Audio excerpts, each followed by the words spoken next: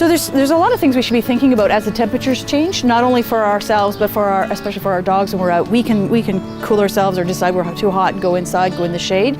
Our dogs often depend on us to make those choices and help for them. So for example, if you regularly bike with your dog every day to exercise them, or you jog with them, I would be very conscious of when you're doing it, because this time of day when it's this hot, it's too much. You may think, oh, it's good exercise, you know, you're going to give him water, he'll cool off.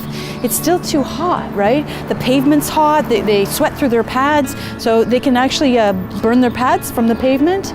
They can experience heat stroke, suffer from heat stroke. So you really want to be conscious of that. Walking maybe first thing in the morning and in the evening when it cools off, because it does get pretty hot. So when you're out hiking, camping, enjoying the summer, going to the beach, you obviously, like us, we want to take our dogs with us. We have to be aware of what their needs are. So we know we take our beach towel or beach ball or, you know, snacks, whatever we want at the beach. We have to remember what they might need. So you bring a collapsible water bowl, lots of water for them.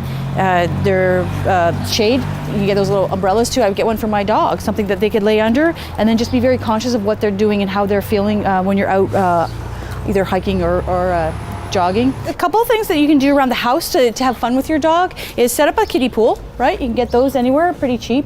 Fill them up, put their toys in there. You can put, even in their water bowls, put some frozen ice cubes. You can get like a broth, put that in your water for the cubes. We do Kongs, just bring this. We freeze Kongs. So when it's hot out, we put the dogs out or give them their Kongs. Jaeger! Here you go. Give them something yummy to chew on, plus it's cold. We really want to be aware of the heat and how they might be experiencing heat you know, during the day when they're out, when we're walking. You might just think, oh, I'm just going to the coffee shop and the pavement's hot, the stones, the gravel's hot. If they're panting a lot, you might think, oh, I just need some water. They can experience heat stroke like anybody else, and we want to really be aware of that and conscious of that so we don't set them up to get sick. It's nice, we want to be out, we want to be enjoying the sun, we want to be at the beach, we want to be doing all kinds of things. So the biggest thing is being aware of your dog and looking at what they may need, how they may be experiencing the weather. Just because you think you're having a good time and they're having a good time, just be aware of them and make sure they are having a good time, that it's not too hot for them.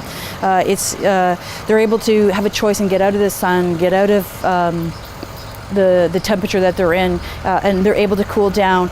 And the kindest thing we can do is, in the heat, leave them at home. If we're driving somewhere and we have to stop off somewhere to pick up something, even if you think it's only for a couple of minutes, I'm just going to go pick up some supplies before we go to the beach. It's often too hot and the temperatures in the car can raise quite quickly. So the kindest thing is leave them at home.